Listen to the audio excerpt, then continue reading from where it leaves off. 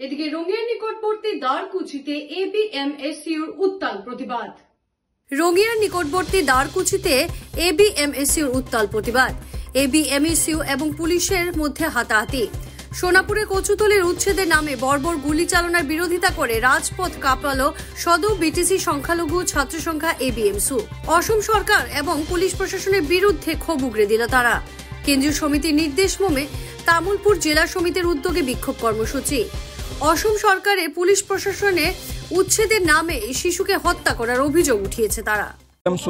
যোৱা 12 ছেপ্টেম্বৰ তাৰিখে কামৰূপ মহানগৰ জিলাৰ কচুতলিত যি অমানৱভাৱে উচ্ছেদ কাৰ্য সংঘটিত কৰিলে, যি উচ্ছেদ কাৰ্যৰ সময়ত 3জনকৈ ব্যক্তিক গুলীয়াই হত্যা কৰা হ'ল, 30জনতকৈ অধিক ব্যক্তিক যে আহত কৰা হ'ল। ইয়াৰ বিৰুদ্ধে এবিএমএছে ভাৰত ভূটান আন্তঃৰাষ্ট্ৰীয় ঘাইপথ অৱৰোধ কৰি প্ৰতিবাদ সাব্যস্ত কৰিবলৈ ওলাই আহিছোঁ। অসম আৰক্ষীয়ে আমাক বাধা প্ৰদান দিছে, কিন্তু এই বাধা নামানি আমি আন্দোলন কৰিম। কাৰণ অসমত উচ্ছেদৰ নামত আজিৰ তাৰিখত মুক্ত হত্যা চলিছে।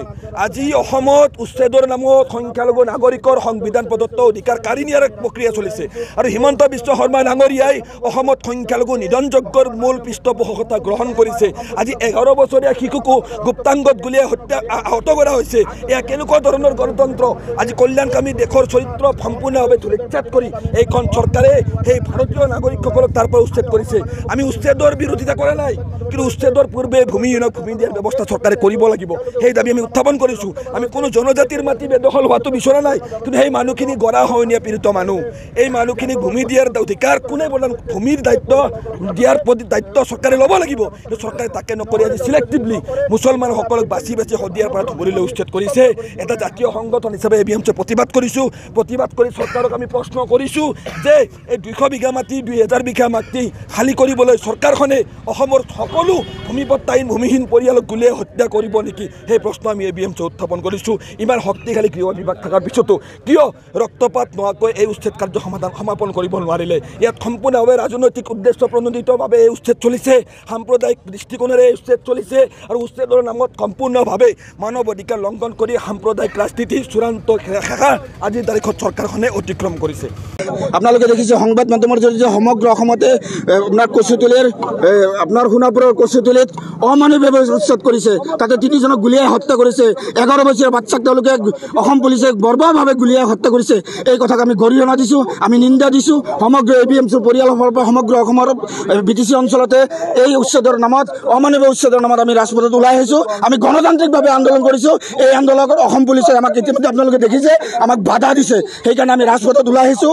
আমাৰ অধিকাৰখিনি, আমি সাংবিধানিক অধিকাৰখিনি আমি ক'বৰ কাৰণে আমি ৰাজপথত ওলাই আহিছোঁ। হয়, নিশ্চয় অসম পুলিচে তেওঁলোকে যিসকল পৰিয়ালক তাৰমানে গুলীয়াই হত্যা কৰিছে, আমি এবিএমএছৰ পৰিয়ালৰ পৰা সেই পৰিয়ালসকলক উপযুক্ত ক্ষতিপূৰণ দিয়াৰ কাৰণে আমি আজি ৰাজপথত ওলাই আহিছোঁ।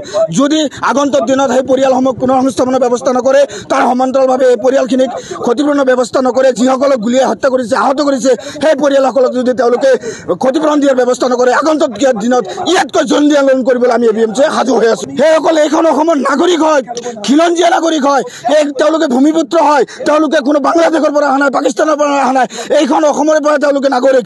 অসমৰ মাননীয় মুখ্যমন্ত্ৰী হিমন্ত বিশ্ব শৰ্মা ডাঙৰীয়াই তেওঁ নিজে কৈছে সেইসকল পৰিয়ালে আপোনাৰ দৰং আৰু মৰিগাঁও জিলাৰ আছিলে। যদি দৰং আৰু মৰিগাঁও জিলাৰে হয় তেনেহ'লে অসমৰ নহয় নেকি? সেইকাৰণে আমি এবিএমএছৰ প্ৰতিবাদ কৰি কেনে আমি সাব্যস্ত কৰিছোঁ সেইসকল পৰিয়ালসকলক উচ্ছেদ বন্ধ কৰিব লাগে। আৰু সংবিধানে যি উচ্ছেদ বন্ধ কৰি তেওঁলোকে যদি উচ্ছেদ কৰে, সেই পৰিয়ালসকলক পুনৰ সংস্থাপন কৰি তাৰপিছত উচ্ছেদৰ ব্যৱস্থা কৰক বুলি আমি দাবী জনাইছোঁ। তেওঁলোকে উচ্ছেদৰ নামত ৰক্তপাত চলাইছে, নিৰীহ পৰিয়ালৰ তেজ তেওঁলোকে শেষ কৰিছে। এই কথাক আমি সংবাদ মাধ্যমৰ জৰিয়তে আমি এবিএমএছৰ ৰাজপথত ওলাই আহি আমি আন্দোলন কৰিবলৈ বাধ্য হৈছোঁ। যে কোনো খবৰেৰ জন্য যোগাযোগ কৰুন 7099017330 এবং 7099017110 নম্বৰে।